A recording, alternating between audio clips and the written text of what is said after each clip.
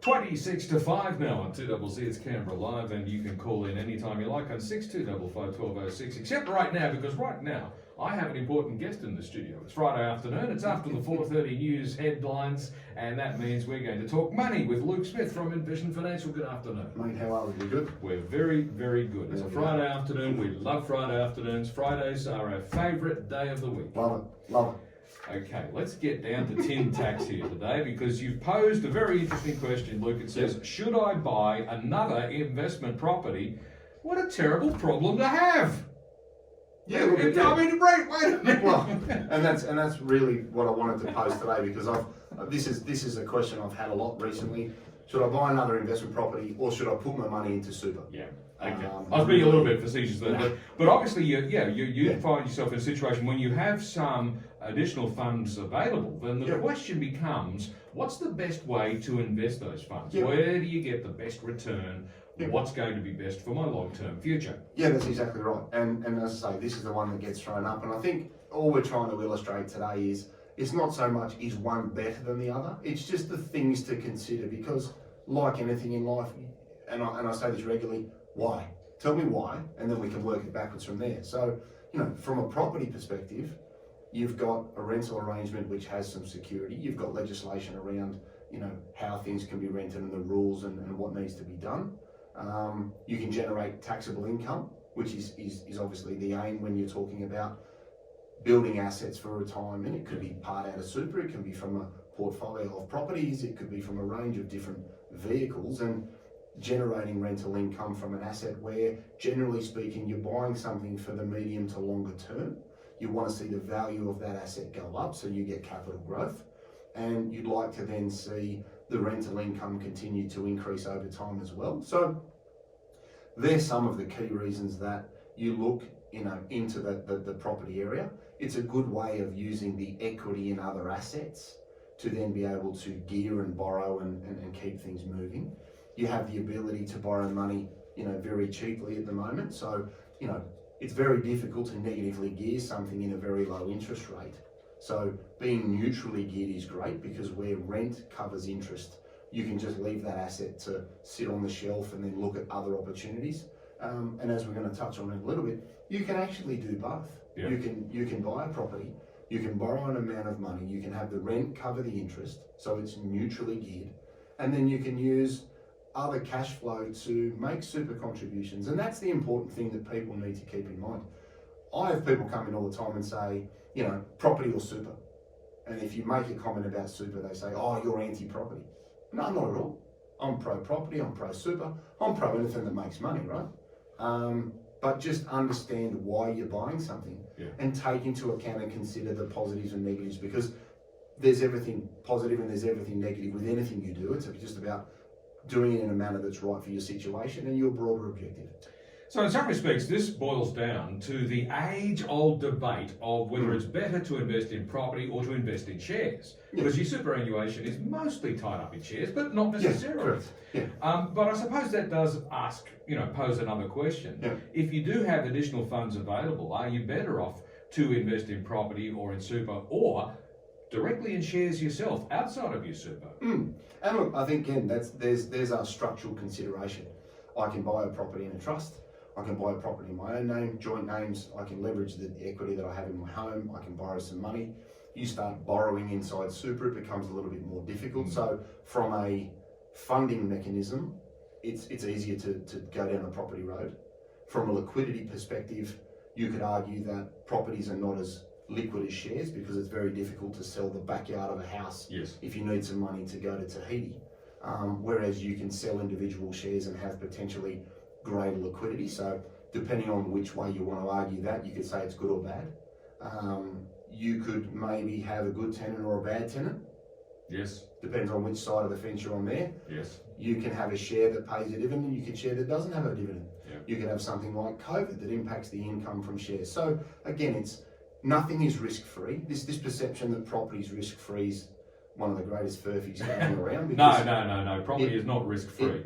It always has a risk. And this old adage of, it'll double every 10 years, well, I'm calling shenanigans on that as well.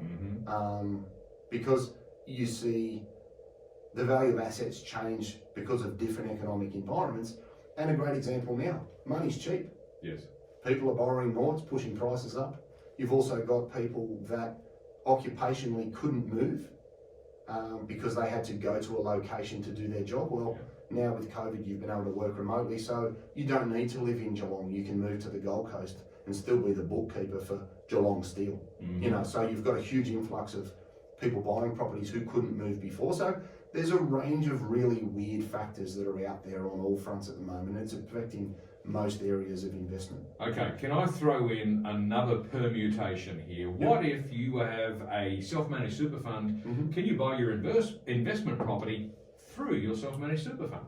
Yeah, the answer is yes, you can. And one of the big advantages of a self-managed super fund is you are the trustee of the fund, and the legislation allows you to acquire commercial property. It also allows you to acquire residential property. Now, there are some caveats that people really need to keep in mind there in relation to who you acquire the property from, because there are some very, very strict rules around acquisition, and the term is referred to as an in-house asset. So as long as you buy a property from a third party unrelated on the residential front and you do not use it, great. If you're going to buy a place down the coast and let your kids use it on the weekend, get your bulletproof vest on because the ATO will come running.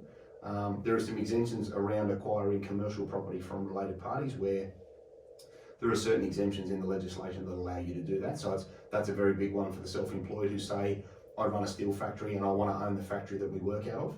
A lot of people put commercial buildings in their super fund, which you can do.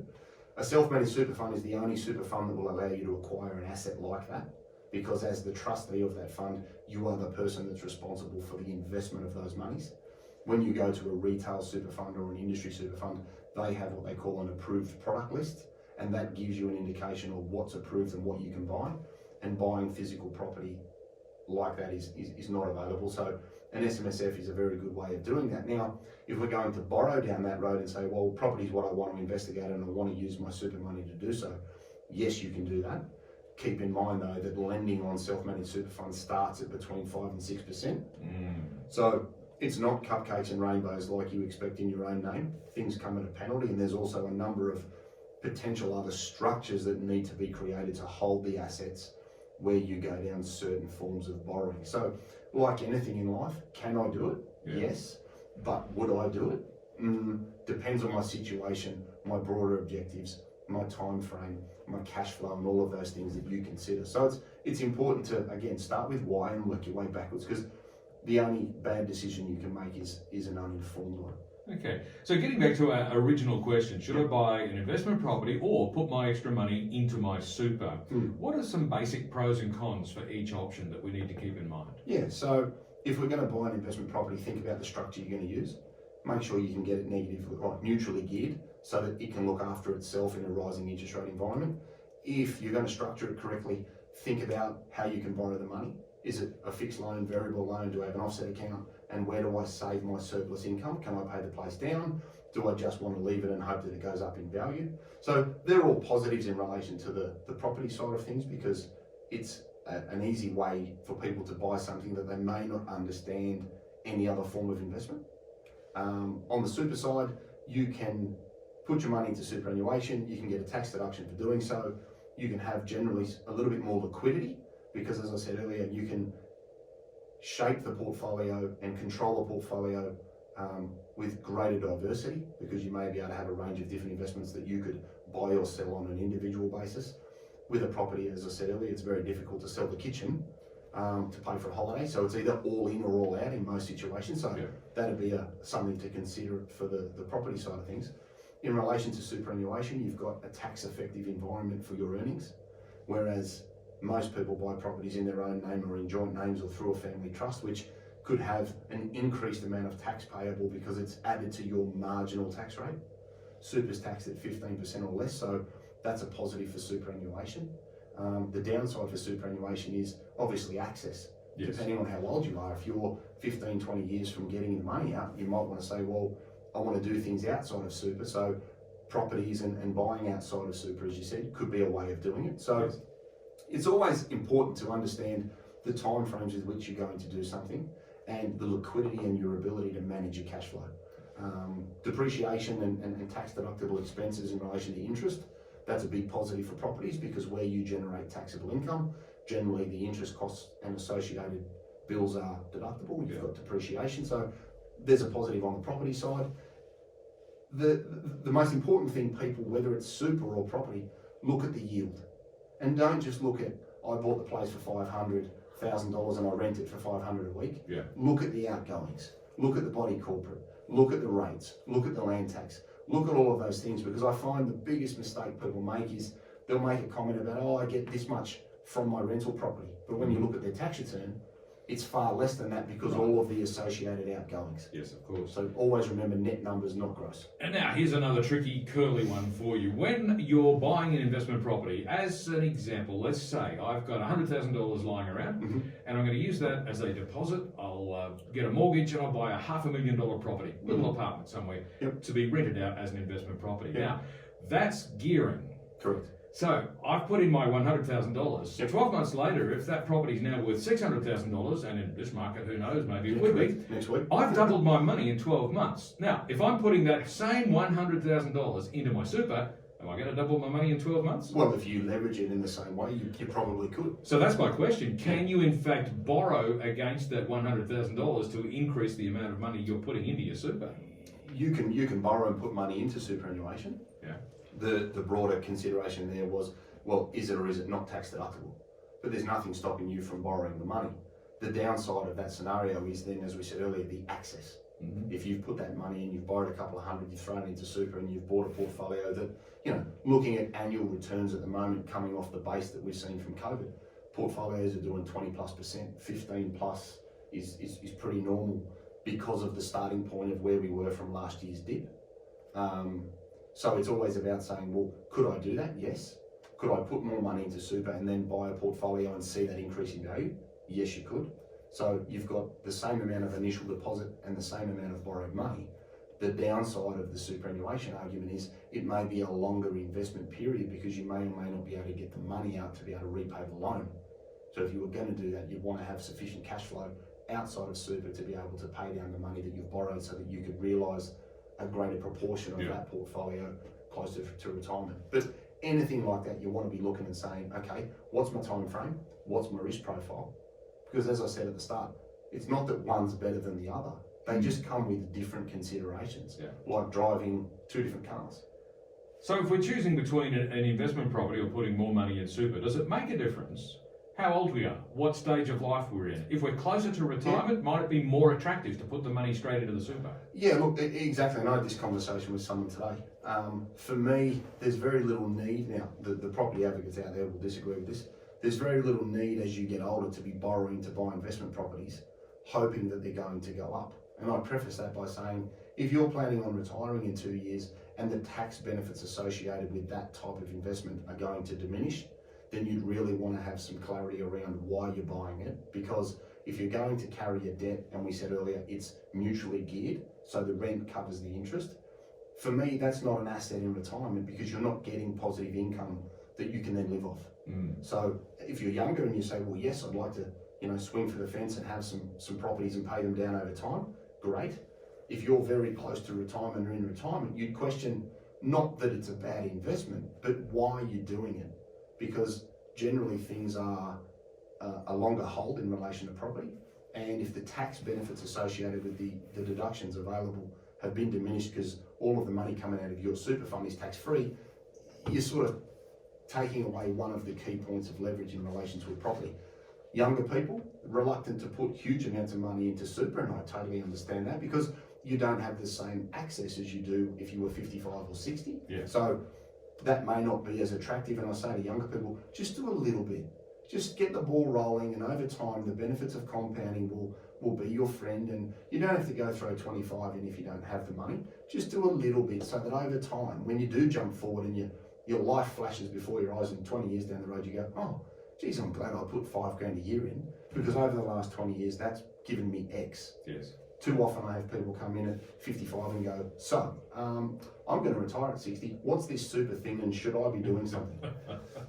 So it's about looking at your situation, starting with why, working it backwards, and being comfortable with the rate of, or the proportion of risk you're going to take, your ongoing cash flow, and then obviously the time frame that you're dealing with so that you can control it going forwards. It's classic, isn't it? The younger you are, the less you worry about planning ahead because there'll be plenty of time for that later. And then all of a sudden there's no time left and you haven't planned ahead. And it happens in my office 15 times a week.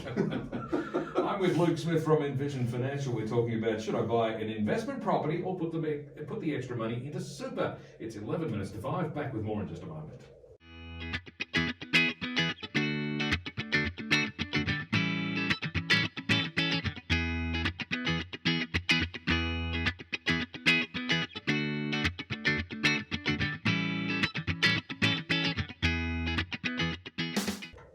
Seven minutes to 5 on 2CC Canberra Live, and in this half hour I'm joined by Luke Smith from Envision Financial, and today we're talking about the time-honoured question: should I buy an investment property or put my extra money into super? And it turns out, after much discussion, I think the answer is, well, it depends. Spot on. Yeah, look, and I think that's all we wanted to try and throw up to people today.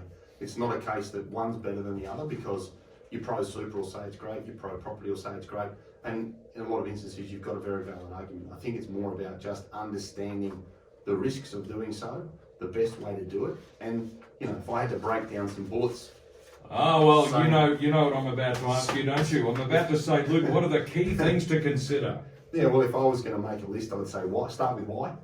Then I'd say look at the yield, because you want to understand the income that's coming from a property, and you want to understand the income that's coming from a share. You want to think about the structure. What sort of super fund do I use? Am I using a self-managed super fund, as we said before the break? Am I using a personal super fund? Am I using an industry super fund? Will that fund let me buy the shares that I want? The answer is not always yes. Am I buying a property in joint names? If I'm buying property in my own name, have a think about this. If you've got a couple and one's earning more than the other, don't just think about the deductions during the journey for the higher income earner.